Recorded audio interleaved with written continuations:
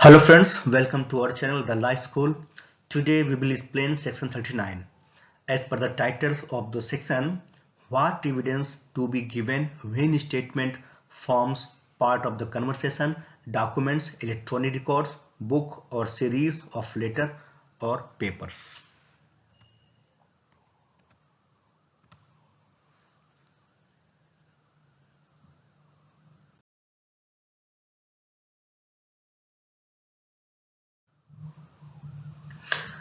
As per section 39, how much statement is to be proved?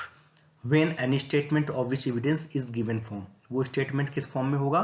Part of the longer statement, conversation, or part of the isolated documents, or content in a documents which form part of a book, or content in the part of electronic records, connected series of letter or papers. इस form में वो statement हो सकता है as evidence. तो जो आप court के पास इतना टाइम तो है नहीं कि वो पूरा कन्वर्सेशन को रीड करेगी, ठीक है। अच्छा, वो जो स्टेटमेंट है वो कितना पार्ट होना चाहिए जो प्रूफ कर सके।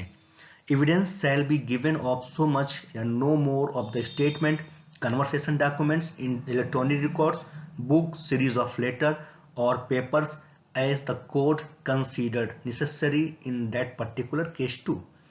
कोर्ट को उतना ही सबमिट करना चाहिए जो कोर्ट कंसीडर्ड जरूरी होना चाहिए पर्टिकुलर केस के रिगार्डिंग टू। और वो स्टेटमेंट किस टाइप का होना चाहिए? The full understanding of the nature and effect of the statement. उसको वो जो स्टेटमेंट है वो उसको समझने के लिए, फुल अंडरस्टैंडिंग समझने के लिए, उसका नेचर समझने के लिए तो उतना पार्ट्स जरूरी होता है प्रूफ करने के लिए। और इसके साथ साथ में क्या है कि उसका जो सर्कमटेंसेस है वो भी जरूरी है। तो उतना ही कोर्ट को सबमिट करना चाहिए वो स्टेटमेंट जितना केस को डिसाइड करने के लिए जरूरी हो। Because of the court doesn't have enough time to read the entire parts of the statement. That's why how much the statement necessary to be proved. Only those parts of the statement are necessary which can decided the proceeding of the case. We are given a simple example देता हूं। कैसे कहा जाए कि A ने B को मारा, ये तो शॉर्ट स्टेटमेंट हो गया।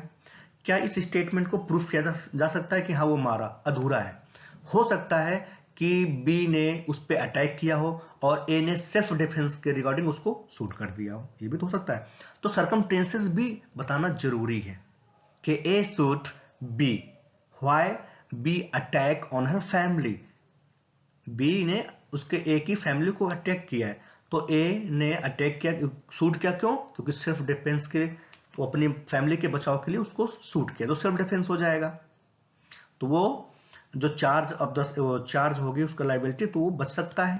और सिंपल ये कहा जाए कि ए ने बी को मार दिया, तो ये क्या पूरा सेंटेंस है? नहीं। तो उतने पार्ट को सबमिट करना चाहिए जितने को उसका सर्कमस्टेंसेस और understanding nature of the effect of the statement होना चाहिए।